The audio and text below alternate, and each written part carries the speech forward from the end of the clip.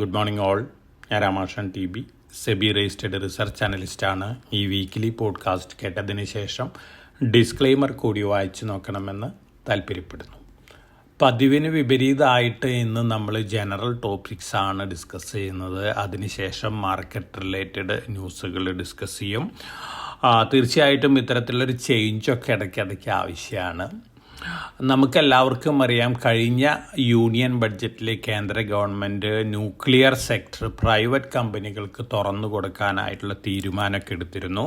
അതിൻ്റെ ഭാഗമായിട്ടുള്ള bill union government കഴിഞ്ഞ ആഴ്ചയിൽ സൈൻ ചെയ്തിട്ടുണ്ട്. ആറ്റമിക് എനർജി ബിൽ 2025 ആണ് സൈൻ ചെയ്തിട്ടുള്ളത്. Sustainable harnessing and advancement of nuclear energy for transforming India. അതിൻ്റെ ഷോർട്ട് നെയിമാണ് ശാന്തി എന്ന് പറയുന്നത്. അപ്പോൾ ഈ ബില്ലാണ് സൈൻ ചെയ്തിട്ടുള്ളത്. അതോടൊപ്പം തന്നെ ന്യൂക്ലിയർ മിഷൻ്റെ ഭാഗമായിട്ട് സ്മോൾ മോഡുലർ റിയാക്ടർ, ഇന്ത്യയുടെ വേർഷൻ ഭാരത് മോഡുലർ റിയാക്ടർ കണ്ടുപിടിക്കുന്നതിനായിട്ട് അല്ലെങ്കിൽ ഡെവലപ്പ് ചെയ്യാനായിട്ട് R&Dക്ക് വേണ്ടി 20,000 കോടി രൂപ നീക്കി വെച്ചിട്ടുണ്ട്. അപ്പോൾ നമ്മൾ ന്യൂക്ലിയർ പവറിനെ സംബന്ധിച്ച് ഒന്ന് ഡീറ്റെയിൽഡ് ആയിട്ട് ഒന്ന് സ്റ്റഡി ചെയ്യുന്നതായിരിക്കും. 1950കളിലാണ് ന്യൂക്ലിയർ പവർ ജനറേഷൻ കണ്ടുപിടിക്കുന്നത്. കമേഴ്സ്യലായിട്ട് ഇത് സ്റ്റാർട്ട് ചെയ്ത് അമേരിക്കയിലാണ്. 1960ലാണ് ഇതിന് യൂസ് ചെയ്തിരുന്ന വലിയ ഏരിയ സ്ഥലം, അതുപോലെ തന്നെ വലിയ പ്രൊജക്റ്റുകളായിട്ടാണ് ഇതൊക്കെ പ്ലാൻ ചെയ്തിരുന്നത്. സാധാരണ രീതിയിലൊരു ന്യൂക്ലിയർ റിയാക്ടറിന് വേണ്ട സ്ഥലം 250 മുതൽ 500 ഏക്കർ വരെയാണ് വലിയ ന്യൂക്ലിയർ റിയാക്ടറിന് വേണ്ടത്. തീർച്ചയായിട്ടും ഇത് ധാരാളം പ്രിക്കോഷൻസ് ആവശ്യമുള്ളൊരു കാര്യമാണ്. കാരണം വലിയ ന്യൂക്ലിയർ റിയാക്ടറിൻ്റെ ഹൈറ്റ് വരുന്ന അറൗണ്ട് 100 മീറ്ററോളം വരും. അതോടൊപ്പം തന്നെ അറൗണ്ട് 50 മീറ്ററോളം വരും അതിൻ്റെ വിഡ്ത്തൊക്കെ വരുന്നത്. അപ്പോൾ ഇത്തരത്തിലുള്ള വലിയ ന്യൂക്ലിയർ റിയാക്ടറുകൾ ഡെവലപ്പ് ചെയ്യുമ്പോൾ തീർച്ചയായിട്ടും വലിയ രീതിയിലുള്ള റേഡിയേഷൻസൊക്കെ അതിൽ നിന്ന് വരും, ന്യൂക്ലിയർ വേസ്റ്റ് വരും. ഇതൊക്കെ മാനേജ് ചെയ്യണമെങ്കിൽ വളരെ ബുദ്ധിമുട്ടാണ്. അതുകൊണ്ട് തന്നെ വളരെ സ്ലോ ആയിട്ടാണ് nuclear power generation globally develop ചെയ്തിട്ടുള്ളത്. ടോട്ടൽ ഗ്ലോബൽ ഇലക്ട്രിസിറ്റി ജനറേഷൻ്റെ അറൗണ്ട് 10% മാത്രമാണ് ന്യൂക്ലിയർ പവർ ഉള്ളൂ. ഈ ന്യൂക്ലിയർ പവറിൻ്റെ കാര്യം ഇന്ത്യയിൽ നോക്കുകയാണെങ്കിൽ നമ്മുടെ ടോട്ടൽ പവർ ജനറേഷൻ്റെ അറൗണ്ട് 4% മാത്രമാണ് ന്യൂക്ലിയർ പവർ ജനറേഷൻ ഉള്ളൂ. ഇതിന് പ്രധാനപ്പെട്ട കാരണം ഞാൻ നേരത്തെ സൂചിപ്പിച്ച പോലെ വലിയ ചിലവുണ്ട്. അതുപോലെ തന്നെ റേഡിയേഷൻസ് കൺട്രോൾ ചെയ്യണമെങ്കിൽ ധാരാളം എക്സ്പെൻസീവ് ആണ്, ധാരാളം ചിലവ് വരും. അപ്പോൾ ഇത്തരത്തിലുള്ള കാര്യങ്ങളെ കൊണ്ട് ഇത് വളരെ സ്ലോ ആയിട്ടാണ് ഡെവലപ്പ് ചെയ്യുന്നത്. ഡെവലപ്ഡ് രാജ്യങ്ങൾ വലിയ രീതിയിലുള്ള പവർ ജനറേഷൻ ന്യൂക്ലിയർ പവറിൽ കൂടിയൊക്കെ ഉണ്ടാക്കുന്നുണ്ട്. അതേസമയം ഡെവലപ്പിംഗ് കൺട്രീസ് വളരെ കുറവാണ്. തീർച്ചയായിട്ടും യൂറോപ്പ് അതുപോലെ തന്നെ അമേരിക്കയൊക്കെ തന്നെയാണ് ഈ രംഗത്ത് ഏറ്റവും കൂടുതൽ ന്യൂക്ലിയർ പവർ ഉൽപ്പാദിപ്പിക്കുന്നത്. തീർച്ചയായിട്ടും ഇതിൻ്റെ ഡെവലപ്മെൻറ്റിന് വേണ്ടിയിട്ട് ധാരാളം ഇന്നൊവേറ്റീവ് ആയിട്ടുള്ള റിസർച്ചൊക്കെ നടന്നിരുന്നു. അതിൻ്റെ ഭാഗമായിട്ടാണ് സ്മോൾ മോഡുലർ റിയാക്ടേഴ്സ് കണ്ടുപിടിച്ചിട്ടുള്ളത്. ഇതൊരു റീസെൻറ്റ് ഡെവലപ്മെൻ്റ് ആണ്. 2021 ആദ്യത്തെ സ്മോൾ മോഡുലർ റിയാക്ടർ ചൈനയിൽ പ്രവർത്തനം ആരംഭിച്ച് അതിനുശേഷം ഒരെണ്ണം റഷ്യയിലും പ്രവർത്തനം ആരംഭിച്ചിട്ടുണ്ട്. ആകെ 2 ഓപ്പറേഷണൽ SMRs മാത്രമാണ് ഗ്ലോബലി ഉള്ളൂ. 2030 കൂടിയിട്ട് യൂറോപ്പിലൊക്കെ സ്മോൾ മോഡുലർ റിയാക്ടേഴ്സ് ഇംപ്ലിമെൻ്റ് ചെയ്യുന്നൊക്കെ പറയുന്നുണ്ട്. തീർച്ചയായിട്ടും ഇത് വളരെ ഇന്നൊവേറ്റീവ് ആയിട്ടുള്ള ഒരു സിസ്റ്റം തന്നെയാണ്. മോഡ്യൂൾസ് ആയിട്ട് ഈ ആറ്റമിക് റിയാക്ടറുകൾ ഉണ്ടാക്കുന്ന രീതിയാണ്. ഈ മോഡ്യൂൾസ് ആക്കി ഫാക്ടറികളിൽ ഉണ്ടാക്കി അത് ആവശ്യമുള്ള സ്ഥലങ്ങളിൽ പോയി ഇൻസ്റ്റാൾ ചെയ്യുന്ന രീതിയാണ്. സ്മോൾ സൈസാണ്. സ്മോൾ മോഡൽ റിയാക്ടറിൻ്റെ ഹൈറ്റ് തന്നെ വരുന്നുണ്ട് അറൗണ്ട് 23-25 മീറ്ററേ ഉള്ളൂ. അതുപോലെ തന്നെ ഡയമീറ്റർ 4.5 മീറ്ററാണ് ഡയമീറ്റർ വരുന്നുള്ളൂ. ഇതിനൊരു റിയാക്ടറിന് വേണ്ട സ്ഥലം എന്ന് പറയുന്നത് 2.5 ഏക്കർ സ്ഥലം മതി. ഇതാണ് ഇതിൻ്റെ ഒരു പ്ലസ് പോയിൻ്റ് എന്ന് പറയുന്നത്. മറിച്ച് വലിയ ന്യൂക്ലിയർ റിയാക്ടർ ഉണ്ടാക്കണമെങ്കിൽ 250 മുതൽ 500 ഏക്കർ വരെ സ്ഥലം വേണം. ഹൈറ്റ് വളരെ കൂടുതലാണ്. അതോടൊപ്പം തന്നെ വലിയ റിയാക്ടറിൽ 1 ഗിഗാവാട്ടൊക്കെ പവർ പ്രൊഡ്യൂസ് ചെയ്യാൻ പറ്റും. പക്ഷേ സ്മോൾ മോഡൽ റിയാക്ടറിൽ സാധാരണ രീതിയിൽ 300 മെഗാവാട്ട് അല്ലെങ്കിൽ 400 മെഗാവാട്ടൊക്കെയാണ് മാക്സിമം വരുന്നത്. ഇത് കമ്പാരിറ്റീവ്ലി ന്യൂ ഇന്നൊവേറ്റീവ് ആയിട്ടുള്ളൊരു പ്രൊഡക്റ്റാണ് സ്മോൾ മോഡുലർ റിയാക്ടേഴ്സ്. ഇത് ധാരാളം രാജ്യങ്ങൾ ഇത്തരത്തിലുള്ള സ്മോൾ മോഡുലർ റിയാക്ടേഴ്സ് അവരുടേതായ രീതിയിൽ കണ്ടുപിടിക്കുന്നുള്ള റിസർച്ചൊക്കെ നടത്തുന്നുണ്ട്. അത്തരത്തിലുള്ള റിസർച്ചാണ് ഇന്ത്യയിൽ കഴിഞ്ഞ ബഡ്ജറ്റിൽ ഗവൺമെൻറ് പ്രപ്പോസ് ചെയ്തിട്ടുള്ളതും കഴിഞ്ഞ ആഴ്ചയിൽ ഗവൺമെൻറ് സൈൻ ചെയ്തിട്ടുള്ള ആറ്റമിക് എനർജി 2025 ബില്ലിലുള്ളത്. തീർച്ചയായിട്ടും നമ്മളിതിനെ റീനെയിം ചെയ്തിരിക്കുന്നത് ഭാരത് സ്മോൾ റിയാക്ടർ അല്ലെങ്കിൽ ഭാരത് SMR എന്നാണ് നമ്മൾ റിയാക്ട് ചെയ്തിട്ടുള്ളത്, അല്ലെങ്കിൽ ഭാരത് മോഡുലർ റിയാക്ടർ എന്നാണ് നമ്മൾ റിനെയിം ചെയ്തിരിക്കുന്നത്.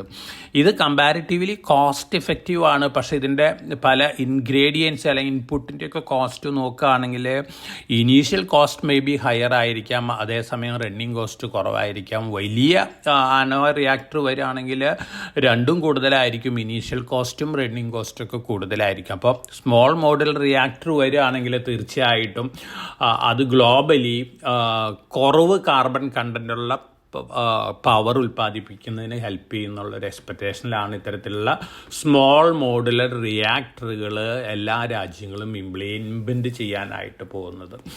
അപ്പോൾ ലോകത്തിലത്തെ കാർബൺ കണ്ടൻറ്റ് നോക്കുകയാണെങ്കിൽ സെക്കൻഡ് ലോവസ്റ്റ് കാർബൺ പവറാണ് ന്യൂക്ലിയർ പവർ.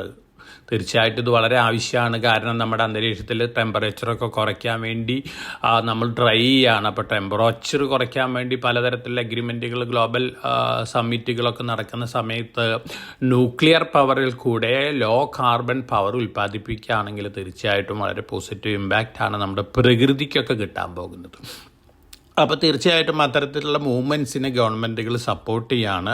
ഇന്ത്യ ഗവൺമെൻറ്റും അത്തരത്തിലുള്ള മൂവ്മെൻറ്റിലേക്ക് കടന്നിരിക്കുകയാണ്. ഭാരത് മോഡുലർ റിയാക്ടേഴ്സ് ഉണ്ടാക്കാനായിട്ട് അതിൻ്റെ R&Dക്ക് വേണ്ടി 20,000 കോടി രൂപ ഇൻസെൻറ്റീവ് പ്രൊവൈഡ് ചെയ്യുകയാണ്. തീർച്ചയായിട്ടും നല്ലൊരു ന്യൂസാണ്. പക്ഷേ ഇത് റീസെൻറ്റ് ഡെവലപ്മെൻ്റ് ആണ്. 2021 ആദ്യത്തെ സ്മോൾ മോഡുലർ റിയാക്ടർ ഇംപ്ലിമെൻറ്റ് ചെയ്തിട്ടുള്ളത്. അത് എത്രത്തോളം ലോങ് ലാസ്റ്റിംഗ് ആണ്, എങ്ങനെയായിരിക്കും പെർഫോമൻസ് എന്നുള്ള കാര്യമൊക്കെ നമുക്ക് കാത്തിരുന്ന് കാണേണ്ടതാണ്. എന്നിരുന്നാലും അതൊരു ഇന്നോവേഷൻ തന്നെയാണ്. പക്ഷേ ഇതിൻ്റെ initial cost may be slightly at higher side. വലിയ റിയാക്ടർ ഉണ്ടാക്കുന്ന രീതിയിലുള്ള ഹയർ സൈഡിൽ അല്ലെങ്കിൽ പോലും പല ഇൻപുട്ടുകളും പല ഇൻഗ്രീഡിയൻസും ഇതിൽ യൂസ് ചെയ്യുന്നതിനൊക്കെ വലിയ കോസ്റ്റ് ഉണ്ട്.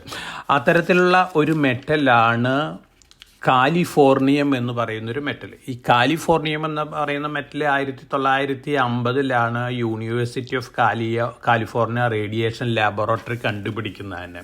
ബെർക്കിലി US കണ്ടുപിടിക്കുന്നത്. ഇത് റേഡിയോ ആക്റ്റീവ് എലമെൻ്റുള്ള റേഡിയോ ആക്റ്റീവ് എലമെൻ്റ് ആണ്, അല്ലെങ്കിൽ റേഡിയോ ആക്റ്റീവ് മെറ്റലാണ്. പക്ഷേ ഇതിൻ്റെ യൂസ് വളരെ ഇമ്പോർട്ടൻ്റ് ആണ്. കാരണം മെഡിക്കൽ ട്രീറ്റ്മെൻറ്റിനൊക്കെ ഇത് യൂസ് ചെയ്യുന്നുണ്ട്. അതുപോലെ തന്നെ സ്മോൾ മോഡുലർ റിയാക്ടറുകളിലൊക്കെ യൂസ് ചെയ്യുന്നുണ്ട്. മെഡിക്കൽ ട്രീറ്റ്മെൻറ്റ് യൂസ് ചെയ്യുന്ന ന്യൂട്രോൺ തെറാപ്പിക്ക് വേണ്ടിയാണ്. ക്യാൻസർ സെല്ലിനെ വളരെ ആക്യുറേറ്റായിട്ട് സ്പോട്ട് ചെയ്ത് നശിപ്പിക്കുന്ന ഒരു തെറാപ്പിയാണ് ന്യൂട്രോൺ തെറാപ്പി.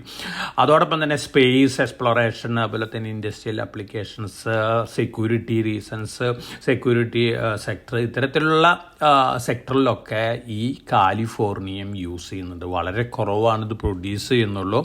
അതോടൊപ്പം തന്നെ വളരെ കുറവ് പ്രൊഡ്യൂസിങ് കമ്പനികളുള്ള മെജോറിറ്റി ഗവൺമെൻറ് ഓൺഡ് ലാബുകളൊക്കെയാണ്. ഇത് പ്രൊഡ്യൂസ് ചെയ്യുന്ന ആർട്ടിഫിഷ്യൽ അല്ലെങ്കിൽ ന്യൂക്ലിയർ പവർ ജനറേഷൻ കൂടിയൊക്കെയാണ് ഇത് പ്രൊഡ്യൂസ് തന്നെ ചെയ്യുന്നത്. അപ്പോൾ ഈ കാലിഫോർണിയത്തിൻ്റെ പ്രത്യേകത എന്ന് പറയുന്നത് 1 ഗ്രാമിൻ്റെ പ്രൈസ് വരുന്നത് $27 മില്യൺ ആണ്. 1 ഗ്രാം കാലിഫോർണിയത്തിൻ്റെ പ്രൈസ് വരുന്നത്, അതായത് 1 കിലോഗ്രാമിന് അപ്പോൾ 244 കോടി രൂപ ഇന്ത്യൻ രൂപ കൊടുക്കാന്ന് വെച്ചാൽ അറൗണ്ട് 198 അല്ലെങ്കിൽ 200 കിലോഗ്രാം ഗോൾഡ് വാങ്ങാം. അപ്പോൾ ലോകത്തിലെ ഏറ്റവും വിലയുള്ള ഒരു മെറ്റലാണ് കാലിഫോർണിയം എന്ന് പറയുന്ന റേഡിയോ ആക്റ്റീവ് മെറ്റൽ. തീർച്ചയായിട്ടും ഇത്തരത്തിലുള്ള മെറ്റലിൻ്റെ സ്മോൾ ക്വാണ്ടിറ്റി ഒക്കെ ഇത്തരത്തിലുള്ള സ്മോൾ മോഡുലർ റിയാക്ടറുകളിലൊക്കെ യൂസ് ചെയ്യണം. അപ്പം നിങ്ങൾക്കറിയാം ഈ SMR എന്ന് പറയുന്നത് അല്ലെങ്കിൽ ഭാരത് മോഡുലർ റിയാക്ടർ എന്ന് പറയുന്ന ഒരു ഈസി മെത്തേഡൊന്നുമല്ല, മറിച്ച് കോസ്റ്റ് ഉള്ളൊരു സംഗതി തന്നെയാണ്. അതോടൊപ്പം തന്നെ ഇതിൻ്റെ ഡ്യൂറബിലിറ്റി ഒന്നും തന്നെ ഇതുവരെ ഗ്ലോബലി ടെസ്റ്റ് ചെയ്തിട്ടില്ല 4 വർഷമായിട്ടുള്ള ആദ്യത്തെ സ്മോൾ മോഡൽ റിയാക്ടർ ചൈനയിൽ ഇംപ്ലിമെൻറ്റ് ചെയ്തതിന് ശേഷം. എന്നിരുന്നാലും ഇന്നോവേറ്റീവ് ആയിട്ടുള്ള ഒരു മൂവ്മെൻറ്റ് തന്നെയാണ്, ഇന്നോവേറ്റീവ് ആയിട്ടൊരു പ്രൊഡക്റ്റ് തന്നെയാണ് സ്മോൾ മോഡൽ റിയാക്ടർ. ഇന്ത്യയുടെ വേർഷൻ ഭാരത് മോഡൽ റിയാക്ടർ നമ്മുടെ കമ്പനികൾ കണ്ടുപിടിക്കുകയാണെങ്കിൽ തീർച്ചയായിട്ടും വളരെ പോസിറ്റീവാണ്. ഇന്ത്യയിൽ ഇപ്പം ഞാൻ നേരത്തെ സൂചിപ്പിച്ച പോലെ അറൗണ്ട് 4% മാത്രമേ ഉള്ളൂ ന്യൂക്ലിയർ പവർ നമ്മുടെ ടോട്ടൽ പവർ ജനറേഷനിൽ. അപ്പോൾ ലോ കാർബൺ പവർ ഉൽപ്പാദിപ്പിക്കുകയാണെങ്കിൽ തീർച്ചയായിട്ടും പോസിറ്റീവ് തന്നെയാണ്. അതേസമയം ഈ രംഗത്ത് ഇന്ത്യയിൽ നിലവിലുള്ള കമ്പനികളുടെ കാര്യം നോക്കുകയാണെങ്കിൽ ന്യൂക്ലിയർ പവർ റിലേറ്റഡ് രംഗത്തുള്ള കമ്പനികൾ ഒന്ന് വാൽചന്ദ് നഗർ ഇൻഡസ്ട്രീസ് ആണ്. 1908 തുടങ്ങിയിട്ടുള്ളൊരു കമ്പനിയാണ്.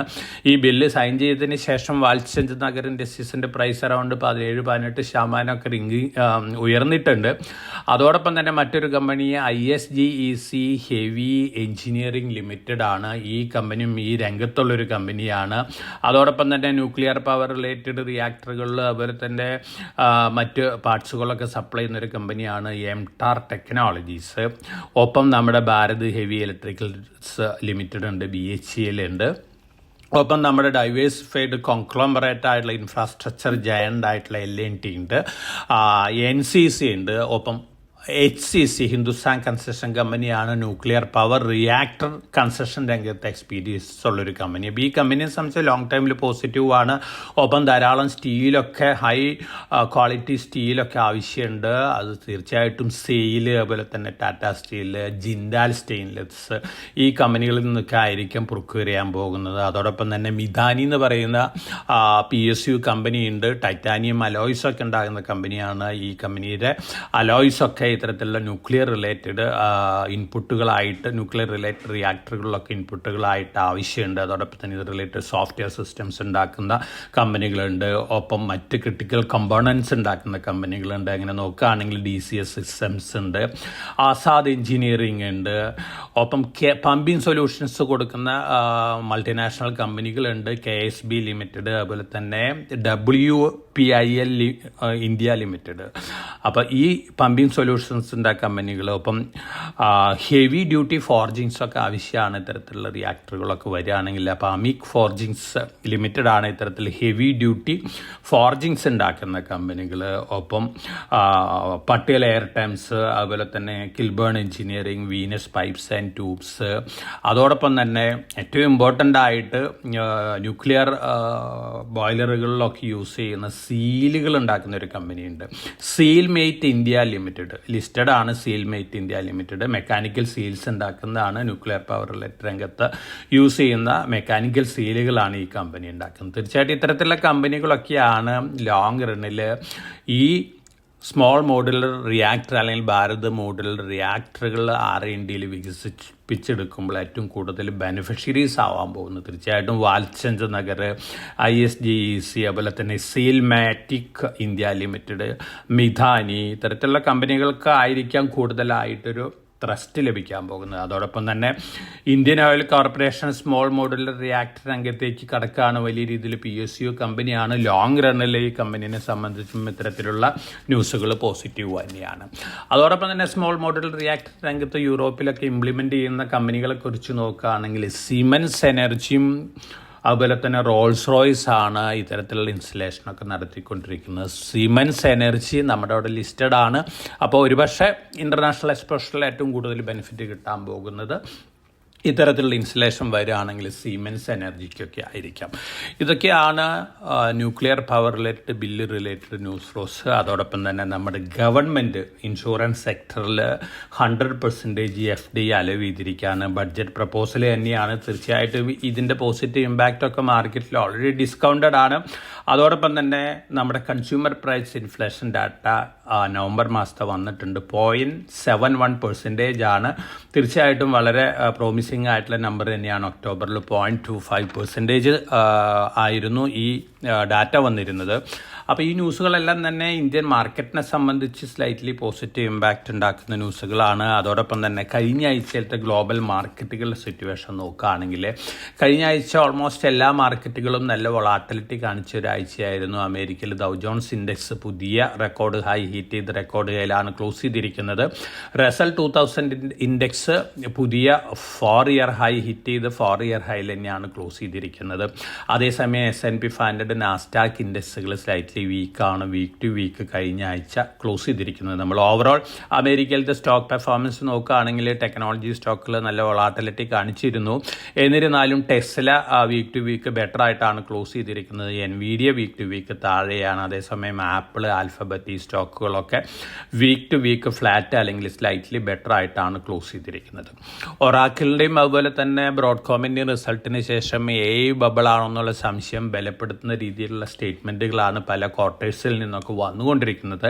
അതുകൊണ്ട് തന്നെ പൊതുവെ ഒരു selling pressure related chip related സ്റ്റോക്കുകളുണ്ട്. എൻവിഡിയ സ്റ്റോക്കിൽ അത് നമുക്ക് കാണാം. അതോടൊപ്പം തന്നെ ബ്രോഡ്കോമിൻ്റെ റിസൾട്ട് ബെറ്റർ ദാൻ എക്സ്പെക്റ്റേഷൻ ആയിരുന്നിട്ട് പോലും ബ്രോഡ്കോമിൻ്റെ സ്റ്റോക്ക് പ്രൈസിൽ നല്ല രീതിയിലുള്ള ഫാളാണ് നമ്മൾ കഴിഞ്ഞ ആഴ്ച കണ്ടിട്ടുള്ളത്. അതോടൊപ്പം തന്നെ American president Donald Trump Nvidia ഉണ്ടാക്കുന്ന ചിപ്പുകൾ ചൈനയിലേക്ക് എക്സ്പോർട്ട് ചെയ്യുന്നതൊക്കെ ബാൻ ചെയ്തിരുന്നു. രണ്ടാമതും അദ്ദേഹം എക്സ്പോർട്ട് ചെയ്യാനായിട്ട് അനുമതി കൊടുത്തിട്ടുണ്ട്. H200 ചിപ്പുകളാണ് എക്സ്പോർട്ട് ചെയ്യാനായിട്ട് അനുമതി കൊടുത്തിരിക്കുന്നത്. ചൈന പറഞ്ഞിരിക്കുന്നത് തങ്ങൾക്ക് അത്തരത്തിലുള്ള ചിപ്പുകളൊന്നും ഇനി ആവശ്യമില്ല, ഞങ്ങളുടെ കമ്പനികൾ വാവേ പോലുള്ള കമ്പനികൾ അത്തരത്തിലുള്ള ചിപ്പുകൾ അല്ലെങ്കിൽ അതിനെ ഓവർകം ചെയ്യുന്ന രീതിയിലുള്ള ചിപ്പുകളൊക്കെ കണ്ടുപിടിച്ച് യൂസ് ചെയ്ത് തുടങ്ങിയിരിക്കുന്നു. ഈ ന്യൂസ് വന്നതിന് ശേഷമാണ് ഈ എൻവിഡിയ സ്റ്റോക്ക് പ്രൈസിൽ വീണ്ടും ഒരു സെല്ലിംഗ് പ്രഷർ കണ്ടിട്ടുള്ളത്. തീർച്ചയായിട്ടും ചൈനീസ് ചിപ്പ് മേക്കിംഗ് കമ്പനികൾ തന്നെയാണ് കഴിഞ്ഞ വർഷം ഏറ്റവും കൂടുതൽ ഇൻവെസ്റ്റേഴ്സ് ഗെയിൻ ഉണ്ടാക്കി കൊടുത്തിട്ടുള്ളത്. അടുത്ത വർഷങ്ങളിലും അത്തരത്തിലുള്ള പെർഫോമൻസ് തന്നെയായിരിക്കും. കോസ്റ്റ് വൈസ് ചൈനീസ് ചിപ്പുകൾ തന്നെയാണ് വളരെ അട്രാക്റ്റീവായിട്ട് മറ്റ് രാജ്യങ്ങൾക്കൊന്ന് ഉള്ളത്. എന്നിരുന്നാലും അമേരിക്കൻ ടെക്നോളജി ജയൻറ്റുകളുടെ എക്സ്പെർട്ടൈസൊക്കെ വേറെ തന്നെയാണ്. പക്ഷേ കോസ്റ്റ് വൈസ് ചൈനീസ് ചിപ്പ് കമ്പനികൾ ഔട്ട് പെർഫോം ചെയ്യുമെന്നുള്ള ഒരു എക്സ്പെക്റ്റേഷനാണുള്ളത്. അതോടൊപ്പം തന്നെ ഒറാക്കിൾ ഓപ്പൺ എയ്ക്ക് വേണ്ടിയുള്ള ഡാറ്റാ സെൻറ്റർ പ്രൊജക്റ്റ് അവർ ഡിലേ ചെയ്തിരിക്കുകയാണ് 2028 വരെ. ഇത്തരത്തിലുള്ള ന്യൂസുകളൊക്കെ പൊതുവെ ഒരു selling pressure data centre chip related സ്റ്റോക്കുകളൊക്കെ അമേരിക്കയിൽ ഉണ്ടാക്കിയിട്ടുണ്ട്. തീർച്ചയായിട്ടും അമേരിക്കയിലത്തെ ഡാറ്റാ സെൻറ്ററുകളുടെ എണ്ണം നോക്കുകയാണെങ്കിൽ 5500ഓളം ഡാറ്റാ സെൻറ്ററുകളുണ്ട്. മറ്റ് രാജ്യങ്ങളിൽ യൂറോപ്പിലെ സെക്കൻഡ് പ്ലേസ് വന്നൊക്കെ 550-560 ഡാറ്റാ സെൻറ്ററുകളേ ഉള്ളൂ. ഇന്ത്യയുടെ കാര്യം നോക്കുകയാണെങ്കിൽ അറൗണ്ട് 150 ഡാറ്റാ സെൻറ്ററുകൾ മാത്രമേ നമുക്കുള്ളൂ. അപ്പം നമ്മളെ സംബന്ധിച്ച് നോക്കുകയാണെങ്കിൽ കമ്പാരിറ്റീവ്ലി ഇൻസുലേറ്റഡ് ആണ് ഇന്ത്യൻ മാർക്കറ്റ്. അതുകൊണ്ട് തന്നെ ഗ്ലോബലി ടെക്നോളജി സ്റ്റോക്കുകൾ ഉണ്ടാക്കുന്ന നെഗറ്റീവ് ഇമ്പാക്റ്റുകളൊന്നും തന്നെ നമ്മുടെ മാർക്കറ്റിൽ കാര്യമായിട്ട് ഇമ്പാക്റ്റ് ചെയ്യാനായിട്ട് പോകുന്നില്ല. കഴിഞ്ഞ ആഴ്ചയിൽ നമ്മൾ യൂറോപ്യൻ മാർക്കറ്റുകളുടെ സിറ്റുവേഷൻ നോക്കുകയാണെങ്കിൽ മെജോറിറ്റി മാർക്കറ്റുകളും വീക്ക് ടു വീക്ക് താഴെയായിരുന്നു. ഏഷ്യൻ മാർക്കറ്റുകൾ നോക്കുകയാണെങ്കിൽ ഓൾമോസ്റ്റ് എല്ലാ മാർക്കറ്റുകളും വീക്ക് ടു വീക്ക് ബെറ്റർ ആയിരുന്നു. ഇന്ത്യൻ മാർക്കറ്റിൽ കഴിഞ്ഞ ആഴ്ച നല്ല വൊളാറ്റിലിറ്റി ഒക്കെ കണ്ടിരുന്നു. ഇതിന് പ്രധാനപ്പെട്ട കാരണം നമ്മുടെ റുപ്പിയുടെ ഡിപ്രീസിയേഷനാണ്. റുപ്പി US ഡോളറിന് അഗൻസ്റ്റ് ആയിട്ട് 90.4675 രൂപ പെർ ഡോളർ വരെയൊക്കെ താഴെ വന്നിരുന്നു കഴിഞ്ഞ വ്യാഴാഴ്ച. വെള്ളിയാഴ്ച ക്ലോസ് ചെയ്തിരിക്കുന്നത് 90.3883 രൂപ പെർ ഡോളറാണ്. തീർച്ചയായിട്ടും നമ്മൾ ഏറ്റവും കൂടുതൽ ഇമ്പോർട്ട് ചെയ്യുന്ന കമ്മോഡിറ്റി ക്രൂഡ് ഓയിലാണ്. അത് കഴിഞ്ഞാൽ ഗോൾഡ്, സിൽവറൊക്കെയാണ്. അപ്പോൾ ഈ കമ്മോഡിറ്റികളുടെ ഇമ്പോർട്ട് കൂടും തോറും നമ്മുടെ റുപ്പി ഡിപ്രീഷിയേറ്റ് ചെയ്യുകയാണെങ്കിൽ നമ്മുടെ എക്കണോമിനെ സംബന്ധിച്ച് നെഗറ്റീവ്. അതിലൊരു പോസിറ്റീവ് സൈഡ് എന്ന് പറയുന്നത് ബ്രന്റ് ക്രൂഡ് ഓയിലിൻ്റെ പ്രൈസ് താന്നുകൊണ്ടിരിക്കുകയാണ്. വെള്ളിയാഴ്ച ക്ലോസ് ചെയ്തിരിക്കുന്ന 61.13 ഡോളർ പെർ ബാരലാണ്. ഫർദർ 2026 ബ്രന്റ് ക്രൂഡ് ഓയിൽ വീണ്ടും താഴെ പോകും എന്ന തരത്തിലുള്ള റിപ്പോർട്ടുകളാണ്. അങ്ങനെ വരികയാണെങ്കിൽ റുപ്പി കുറച്ച് ഡിപ്രീഷിയേറ്റ് ചെയ്താലും നമ്മളെ സംബന്ധിച്ച് കാര്യമായിട്ട് നെഗറ്റീവ് ഇമ്പാക്റ്റ് ഒന്നും ഉണ്ടാവാൻ പോകുന്നില്ല. മറിച്ച് ഗോൾഡ്, സിൽവർ ഏറ്റവും കൂടുതൽ സിൽവർ വാങ്ങിക്കൂട്ടിക്കൊണ്ടിരിക്കുന്ന ഇന്ത്യക്കാരാണ്. ഏപ്രിൽ 1 മുതൽ അടുത്ത വർഷം ഏപ്രിൽ 1 മുതൽ സിൽവർ ബാങ്കിൽ പ്ലഡ്ജ് ചെയ്തുകൊണ്ട് നമുക്ക് ലോൺ എടുക്കാനുള്ള ഫെസിലിറ്റിയും കൂടി വരികയാണ് NBFCകളിലും ബാങ്കുകളിലും. തീർച്ചയായിട്ടും സിൽവറിൻ്റെ ഇൻവെസ്റ്റ്മെൻറ്റ് മെറ്റൽ എന്നുള്ള ഒരു അട്രാക്റ്റീവ്നെസ് കൂട്ടാണ് ഡിസിഷൻ. അതിൻ്റെ ഒരു പോസിറ്റീവ് ഇമ്പാക്റ്റ് ഓൾറെഡി സിൽവർ പ്രൈസിലുണ്ട്. കഴിഞ്ഞ ആഴ്ച സിൽവർ പുതിയ റെക്കോർഡ് ഹൈ ഹീറ്റ് ചെയ്തിരുന്നു. 64.69 ഡോളർ പെർ ഔൺസ്. ക്ലോസ് ചെയ്തിരിക്കുന്ന വെള്ളിയാഴ്ച 61.87 ഡോളർ പെർ ഔൺസിലാണ് റെക്കോർഡ് ഹൈ ഹീറ്റ് ചെയ്തതിന് ശേഷം നല്ല വൊളാറ്റിലിറ്റിയാണ് കാണിച്ചത്. ഗോൾഡും കഴിഞ്ഞ ആഴ്ചയിൽ റെക്കോർഡ് ഹൈനടുത്തൊക്കെ എത്തിയിരുന്നു. 4354.3 ഡോളർ പെർ ഔൺസ് വരെയൊക്കെ എത്തിയിരുന്നു. 4381.58 $8 per ounce ആണ് അതിൻ്റെ ഗോൾഡിൻ്റെ റെക്കോർഡ് ഹൈ. പക്ഷേ റെക്കോർഡ് ഹൈന് അടുത്തതിന് ശേഷം നല്ല വൊളാറ്റിലിറ്റിയാണ് കാണിച്ചിട്ടുള്ളത്. വെള്ളിയാഴ്ച ക്ലോസ് ചെയ്തിരിക്കുന്ന $4298.7 per ounceനാണ്. അപ്പോൾ ഈ രണ്ട് കമ്മോഡിറ്റികളും വീണ്ടും അടുത്ത വർഷവും നല്ല രീതിയിൽ മുന്നേറാനുള്ള സാധ്യതകളാണ്. അതോടൊപ്പം തന്നെ കോപ്പർ പുതിയ റെക്കോർഡ് ഹൈ ഹിറ്റ് ചെയ്തിരുന്നു. അലുമിനിയം, സിങ്ക് ഈ കമ്മോഡിറ്റികളും പുതിയ റെക്കോർഡ് ഹൈ ഹിറ്റ് ചെയ്തിട്ടുണ്ട് കഴിഞ്ഞ ആഴ്ചയിൽ. ഓവറോൾ നോക്കുകയാണെങ്കിൽ കോപ്പർ ആയിരിക്കും അടുത്ത വർഷം ഏറ്റവും കൂടുതൽ മുന്നേറാൻ പോകുന്നത് എന്ന തരത്തിലുള്ള റിപ്പോർട്ടുകളാണ് വരുന്നത്. അപ്പോൾ കോപ്പർ, ഗോൾഡ്, അതുപോലെ തന്നെ സിൽവർ ഈ 3 കമ്മോഡിറ്റികൾ നല്ല രീതിയിലുള്ള പെർഫോമൻസ് അടുത്ത വർഷം കാഴ്ചവെക്കാനുള്ള സാധ്യതകളുണ്ട്.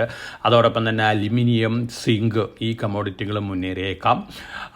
ബ്രണ്ട് ക്രൂഡ് ഓയിലിൻ്റെ കാര്യം നോക്കുകയാണെങ്കിൽ ഒരുപക്ഷെ $50-55 per ബാരലിക്കൊക്കെ താഴ്ന്നാണ് ഗോൾഡ്മാൻ സാക്സ് പ്രിഡിക്റ്റ് ചെയ്തിരിക്കുന്നത്. ഒപ്പം നാച്ചുറൽ ഗ്യാസ് കഴിഞ്ഞ ആഴ്ചയിൽ വീക്ക് ടു വീക്ക് നോക്കുകയാണെങ്കിൽ സ്ലൈറ്റ്ലി വീക്കായിട്ടാണ് വീക്ക് ടു വീക്ക് ക്ലോസ് ചെയ്തിരിക്കുന്നത്. ഇതൊക്കെയാണ് കമ്മോഡിറ്റി റിലേറ്റഡ് ന്യൂസ് ഫ്ലോസ്.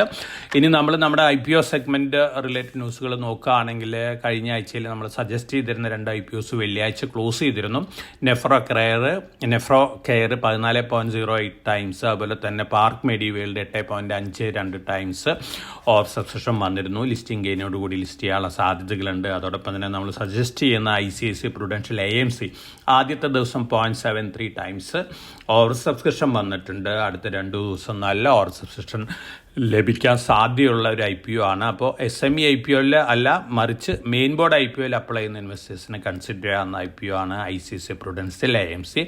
ഈ ആഴ്ചയിലും SME മെയിൻ ബോർഡ് IPOs ഉണ്ട്. പക്ഷേ നമ്മൾ സജസ്റ്റ് ചെയ്യുന്നത് KSH ഇൻ്റർനാഷണൽ എന്ന് പറയുന്ന ഒരു കമ്പനിയുടെ IPO ആണ്. മാഗ്നറ്റ് വൈൻഡിങ് വയേഴ്സ് ഉണ്ടാക്കുന്ന കമ്പനിയാണ്. ഈ വയേഴ്സൊക്കെ യൂസ് ചെയ്യുന്നത് EV വെഹിക്കിൾസ്, അതുപോലെ തന്നെ IC മോട്ടോഴ്സ്, അതുപോലെ തന്നെ റെയിൽവേസ്, ഇൻഡസ്ട്രിയൽ പവർ സെക്ടർ യൂസേഴ്സൊക്കെയുള്ള പ്രൊഡക്റ്റുകളാണ് ഈ കമ്പനിക്കുള്ളത്. അതുപോലെ തന്നെ ഈ സെഗ്മെൻറ്റിൽ ഇന്ത്യയിൽ നിന്നുള്ള ലാർജസ്റ്റ് എക്സ്പോർട്ടറും കൂടിയാണ് ഈ കമ്പനി. ഹിറ്റാച്ചി എനർജി, അതുപോലെ തന്നെ GE വെർണോവ, CG പവർ ഇത്തരത്തിലുള്ള മേജർ കമ്പനികളാണ് ഈ കമ്പനിയുടെ ക്ലയൻസ് ആയിട്ടുള്ളത്. 5 രൂപയാണ് ഫേസ് വാല്യൂ, 384 രൂപയാണ് അപ്പർ പ്രൈസ് ബാൻഡ് വരുന്നത്. 16-ാം തീയതി ഡിസംബർ 16-ന് ഓപ്പൺ ചെയ്ത് 18-നാണ് അവസാനിക്കുന്നത്. ഫണ്ടമെൻ്റൽ പാരാമീറ്റേഴ്സൊക്കെ നോക്കുകയാണെങ്കിൽ ഒരു പക്ഷേ മോഡറേറ്റ് ലിസ്റ്റിംഗ് ഗെയിൻ കിട്ടാൻ സാധ്യതയുള്ളൊരു കമ്പനിയാണ്. 109.43 രൂപയാണ് ഇതിൻ്റെ ബുക്ക് വാല്യൂ വരുന്നത്. നമ്മൾ ഓഫർ പർസേണിംഗ് റേഷ്യോ നോക്കുകയാണെങ്കിൽ 28.68 ഇതിൻ്റെ പി റേഷ്യോ വരുന്നത്.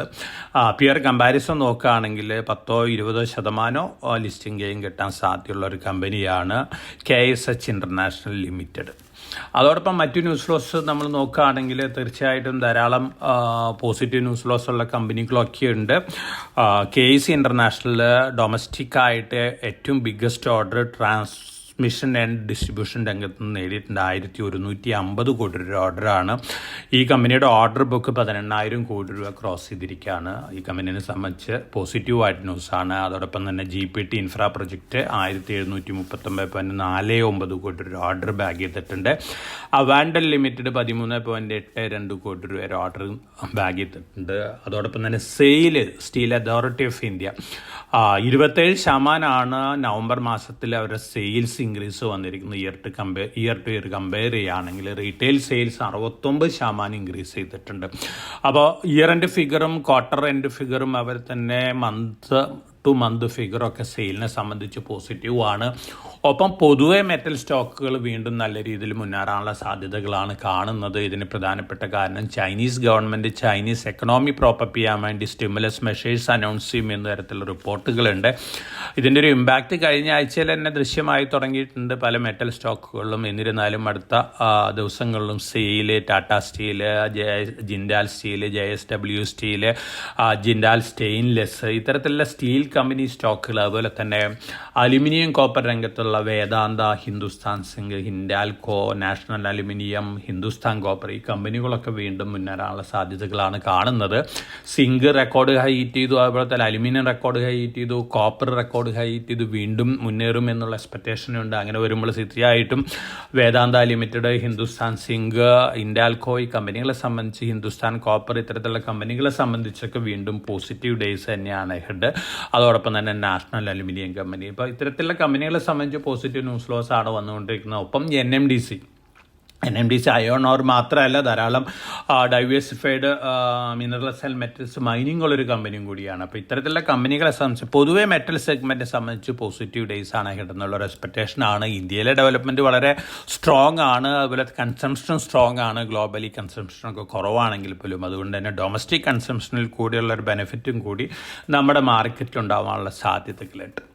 ഇനി നമ്മൾ ഓവറോൾ US മാർക്കറ്റിലുള്ള പല അനൗൺസ്മെൻറ്റുകളും അല്ലെങ്കിൽ റിസർച്ച് ഹൗസസിൻ്റെ പ്രഡിക്ഷൻസൊക്കെ നോക്കുകയാണെങ്കിൽ US റിസർച്ച് ഹൗസസ് ഇപ്പോൾ ഇൻവെസ്റ്റേഴ്സിനോട് അഡ്വൈസ് ചെയ്യുന്നത് മാഗ്നിഫിസൻറ്റ് 7 കമ്പനികളിൽ സെലക്റ്റീവ് ആയിട്ട് മാത്രം ഇൻവെസ്റ്റ് ചെയ്താൽ മതി, മറിച്ച് ഹെൽത്ത് കെയർ അതുപോലെ തന്നെ ഇൻഡസ്ട്രിയൽ എനർജി സെക്ടറിലുള്ള കമ്പനികളിലേക്ക് ഇൻവെസ്റ്റ്മെൻറ്റ് കൂട്ടാനാണ് പറഞ്ഞിരിക്കുന്നത്. Morgan Stanley, bank of America, Merrill Lynch ഇത്തരത്തിലുള്ള റിസർച്ച് ഹൗസസൊക്കെ ഇത്തരത്തിലുള്ള അഡ്വൈസാണ് ഇൻവെസ്റ്റേഴ്സിന് നൽകിക്കൊണ്ടിരിക്കുന്നത്. അതോടൊപ്പം തന്നെ ഏറ്റവും ടോപ്പ് പിക്കായിട്ട് ഈ റിസർച്ച് ഹൗസസൊക്കെ കാണുന്നത് ടെസ്ലേനെയാണ്. ടെസ്ലയുടെ ഓട്ടോണമസ് ഡിവിഷനിൽ നിന്നും അതുപോലെ തന്നെ ഹ്യൂമനോയിഡ് റോബോട്ട് ഡിവിഷനിലുള്ള റവന്യൂസൊക്കെ വളരെ ഹ്യൂജായിരിക്കും. അതുകൊണ്ട് തന്നെ ടെസ്ല വലിയ രീതിയിൽ മുന്നേറുമെന്ന തരത്തിലുള്ള റിപ്പോർട്ടുകളാണ്. കഴിഞ്ഞ ആഴ്ച നോക്കുകയാണെങ്കിൽ വീക്ക് ടു വീക്ക് ടെസ്ല തന്നെയാണ് ഏറ്റവും കൂടുതൽ മുന്നേറിയിട്ടുള്ളത്. ഒരുപക്ഷെ ജനുവരിയോട് കൂടിയിട്ട് പുതിയ റെക്കോർഡ് ഹൈ ഹിറ്റ് ചെയ്യാനുള്ള സാധ്യതകളൊക്കെ ഉണ്ട്. അപ്പോൾ ഓവർസീസ് സ്റ്റോക്കുകളിൽ ഇൻവെസ്റ്റ് ചെയ്യുന്ന ഇൻവെസ്റ്റേഴ്സിന് കൺസിഡർ ചെയ്യാവുന്ന ഒരു സ്റ്റോക്കാണ്. സെക്കൻഡായിട്ട് അല്ലെങ്കിൽ സെക്കൻഡ് ഓപ്ഷനായിട്ട് ഇൻവെസ്റ്റേഴ്സിനോട് അഡ്വൈസ് ആൽഫബറ്റ് ആണ്. അതോടൊപ്പം തന്നെ തേർഡ് ആപ്പിളാണ്. ഈ 3 സ്റ്റോക്കുകളാണ് അമേരിക്കയിൽ മോഡറേറ്റ് ഇൻവെസ്റ്റ്മെൻറ്റ് അഡ്വൈസ് ഉള്ള മാഗ്നിഫിസൻറ്റ് 7 സ്റ്റോക്കുകൾ. അപ്പോൾ പൊതുവെ ടെക്നോളജി റിലേറ്റഡ് സ്റ്റോക്കുകൾ സെലക്റ്റീവ് ആയിട്ടുള്ള ഇൻവെസ്റ്റ്മെൻ്റ് ആണ് അമേരിക്കയിൽ റിസർച്ച് ഹൗസസ് അഡ്വൈസ് ചെയ്യുന്നത്. തീർച്ചയായിട്ടും ഇത്തരത്തിൽ ന്യൂസുകൾക്ക് അതിൻ്റേതായ ഇമ്പാക്റ്റൊക്കെ പല സെഗ്മെൻറ്റിലും ഉണ്ടാക്കാനുള്ള സാധ്യതകളുണ്ട്. അതുകൊണ്ട് തന്നെ വളരെ കോഷ്യസ് ആയിട്ട് മാർക്കറ്റിൽ മൂവ് ചെയ്യണം. ഇന്ത്യനെ സംബന്ധിച്ച് നോക്കുകയാണെങ്കിൽ നമ്മളെ സംബന്ധിച്ച് നേരത്തെ ഞാൻ സൂചിപ്പിച്ച പോലെ നമ്മൾ ഓൾമോസ്റ്റ് ഇൻസുലേറ്റഡ് ആണ്. വളരെ കുറവ് ഇൻവെസ്റ്റ്മെൻ്റ് ആണ് നമ്മൾ AI റിലേറ്റഡ് അല്ലെങ്കിൽ AI റിലേറ്റഡ് ടൂളുകളും അതുപോലെ തന്നെ ചിപ്പുകളൊക്കെ ഉണ്ടാക്കാനായിട്ട് നടത്തിയിട്ടുള്ളൂ. മറിച്ച് സെമി കണ്ടക്ടർ രംഗത്ത് വലിയ രീതിയിൽ ഇൻവെസ്റ്റ്മെൻ്റ് ഒക്കെ നടത്തുന്നത് സെൽഫ് സഫിഷ്യൻസിക്ക് വേണ്ടി മാത്രമാണ്. അപ്പോൾ ഇത്തരത്തിൽ ന്യൂസ് ലോസ് ഒക്കെ മാർക്കറ്റിൽ വരാം, അതിൻ്റേതായ ഇമ്പാക്റ്റുകളൊക്കെ ഉണ്ടാവാം. India European union free trade agreement അടുത്ത ദിവസങ്ങളിൽ സൈൻ ചെയ്തേക്കാം. ഇത് തീർച്ചയായിട്ടും അപ്പാരൽ സെഗ്മെൻറ്റിനെ സംബന്ധിച്ച് വളരെ പോസിറ്റീവ് ഇമ്പാക്റ്റ് ആണ് നൽകാൻ പോകുന്നത്. 27% അപ്പാരൽ എക്സ്പോർട്സ് പോകുന്ന യൂറോപ്യൻ യൂണിയനിലേക്കാണ്. അതുകൊണ്ട് തന്നെ ഇത്തരത്തിലുള്ള ഒരു ഫ്രീ ട്രേഡ് എഗ്രിമെൻറ്റ് നമ്മളെ സംബന്ധിച്ച് വളരെ പോസിറ്റീവായിട്ടുള്ള ഒരു ഇമ്പാക്റ്റാണ് നമ്മുടെ അപ്പാരൽ സെഗ്മെൻറ്റിൽ ഉണ്ടാക്കാൻ പോകുന്നത്. അപ്പോൾ ഓവറോൾ വന്നുകൊണ്ടിരിക്കുന്ന ന്യൂസ് ഫ്ലോസ് പോസിറ്റീവ് ആണ്. എന്നിരുന്നാലും റുപ്പി വീക്കൻ ചെയ്യുകയാണെങ്കിൽ അതിൻ്റേതായ മൈനർ വൊളാറ്റിലിറ്റി, നെഗറ്റീവ് റിയാക്ഷനൊക്കെ മാർക്കറ്റിൽ കണ്ടേക്കാം. നമ്മൾ ഈ ആഴ്ച മൺഡേ എക്സ്പെക്റ്റ് ചെയ്യുന്നത് വീണ്ടും ഒരു മ്യൂട്ടഡ് ഓപ്പണിംഗ് തന്നെയാണ്. അതിനുശേഷം സ്റ്റോക്ക് സ്പെസിഫിക് ആയിട്ടുള്ള ആക്ഷൻസ് അതോടൊപ്പം തന്നെ മറ്റ് അനൗൺസ്മെൻറ്റുകൾ വരുമ്പോൾ അതിൻ്റേതായ ഇമ്പാക്റ്റൊക്കെ നമ്മുടെ മാർക്കറ്റിലൊക്കെ കാണാനായിട്ട് സാധിക്കും. ഇനി നമ്മളെ സംബന്ധിച്ച് മുന്നിലുള്ള ഇവൻ്റ് Q3 റിസൾട്ടാണ്. ജനുവരി സെക്കൻഡ് വീക്കോടുകൂടി Q3 റിസൾട്ടുകൾ വന്നു തുടങ്ങും. അതോടൊപ്പം തന്നെ ഫെബ്രുവരി 1 യൂണിയൻ ബഡ്ജറ്റ്. ധാരാളം റിഫോം മെഷേഴ്സ് ഈ ബഡ്ജറ്റിലും ഉണ്ടാവും എന്ന തരത്തിലുള്ള ഹിൻ്റാണ് കിട്ടിക്കൊണ്ടിരിക്കുന്നത്. അതിൻ്റെ ഒരു പോസിറ്റീവ് ഇമ്പാക്റ്റും മാർക്കറ്റിലൊക്കെ അടുത്ത ദിവസങ്ങളിൽ ഡിസ്കൗണ്ട് ചെയ്യാനുള്ള സാധ്യതകളുണ്ട്. അതുകൊണ്ട് തന്നെ വളരെ കോഷ്യസ് ആയിട്ട് മാർക്കറ്റിൽ മൂവ് ചെയ്യുക, വൊളാറ്റിലിറ്റി എക്സ്പെക്റ്റ് ചെയ്യുക, സെലക്റ്റീവ് ആയിട്ട് നമ്മൾ സജസ്റ്റ് ചെയ്യുന്ന ഫണ്ടമെൻ്റലി സ്ട്രോങ് ആയിട്ടുള്ള സ്റ്റോക്കുകൾ long time point of view വാങ്ങാനായിട്ട് എടുക്കുന്ന ഒരു ഡിസിഷൻ ആയിരിക്കും ഇത്തരത്തിലുള്ള അവസ്ഥയിൽ ഇൻവെസ്റ്റേഴ്സിന് നല്ലത് എന്നുള്ളൊരു അഡ്വൈസാണ് എനിക്കുള്ളത്. അപ്പോൾ എല്ലാവർക്കും നല്ലൊരു ഇൻവെസ്റ്റ്മെൻറ്റ് വീക്ക് ആശംസിച്ചുകൊണ്ട് ഞാൻ ഇന്നത്തെ വീക്കിലി പോഡ്കാസ്റ്റ് ഇവിടെ അവസാനിപ്പിക്കുകയാണ്. Thank you.